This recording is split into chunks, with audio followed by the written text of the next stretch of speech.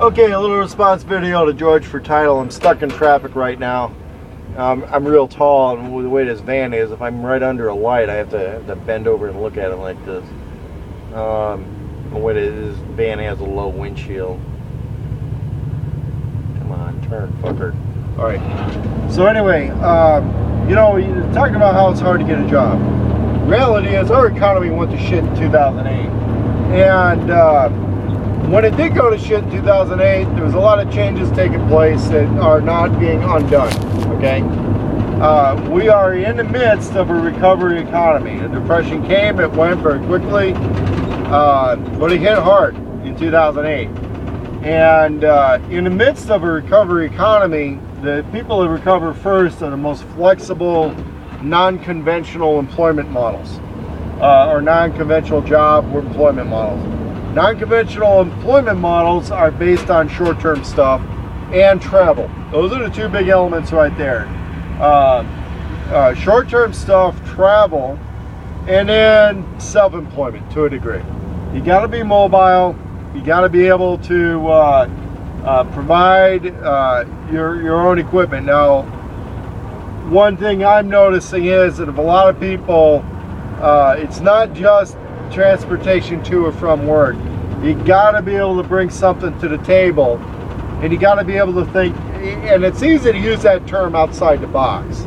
Well, you got to think about defining the box that you're in. One, who is the boss? Okay, well, you got to think about a situation is that if you really, you're doing jobs where you really need to take orders from somebody, you don't know what's going on unless you're taking orders, you probably need to look at something else. Okay, you should just stick to something that you know you can do start to finish,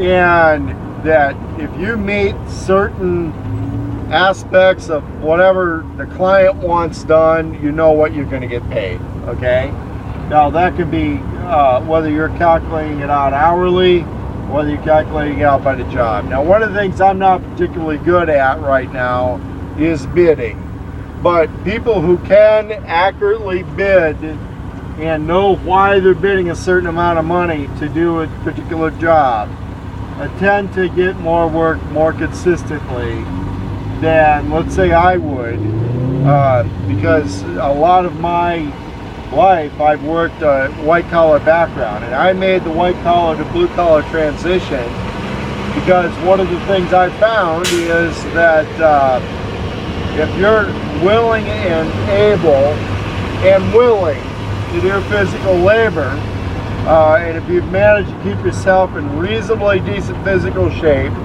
and can work carefully and not get hurt and not get other people hurt, there's stuff out there which pays more than minimum wage.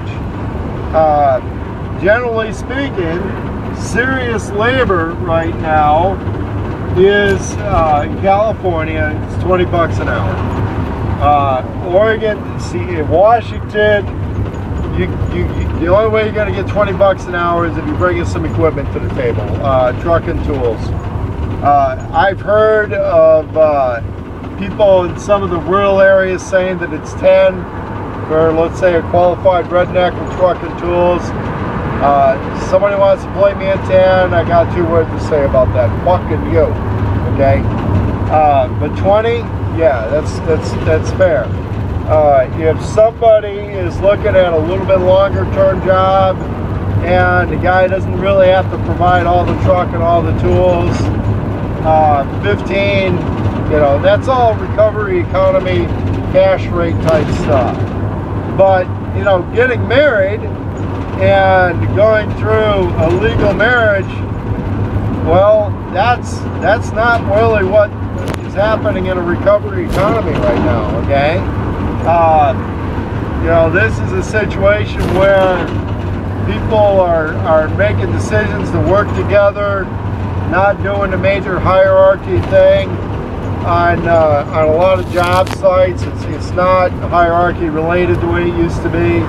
But if you get a particular task done, everybody knows you get paid for getting that task done. It's not where somebody browbeats you and looks at you and says, I think you're worth this much as a person, or that job is only worth that much money, because these type of people take that job.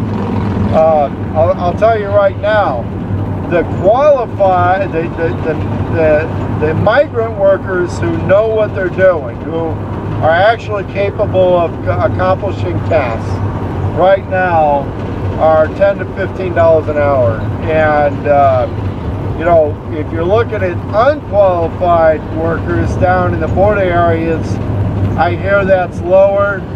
But a lot of what's been happening in the Pacific Northwest that we've been finding out about is that the reason a lot of people were going for the illegal alien labor was that they could exploit them in some way, take advantage of them, and then hold the threat of deportation over them to the point that they really have no choice. Okay, so they'll be promised that $10 to $15 an hour, and then when they get to the job, somebody changes it on them.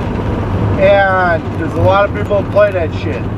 And there are regular employers that play that shit too. I worked for one car dealership group that was doing that with a lot of people, and that was where I learned how the Mexicans really deal with somebody who's doing that shit. Is they've got legal advocacy groups, got tough guys that go around and play collection and say, here's what the fucking deal was. And I was working at one of these places, very attractive looking chick, got hired to work there, was told it was a commission basis, was told what the commission structure was, what she should expect to get. And somebody kind of thought, well, she speaks English with an accent, therefore she's cheap. And she had previously been a cocktail waitress at kind of a high-end place where she had been doing fairly well at that, but she wanted to get into car sales.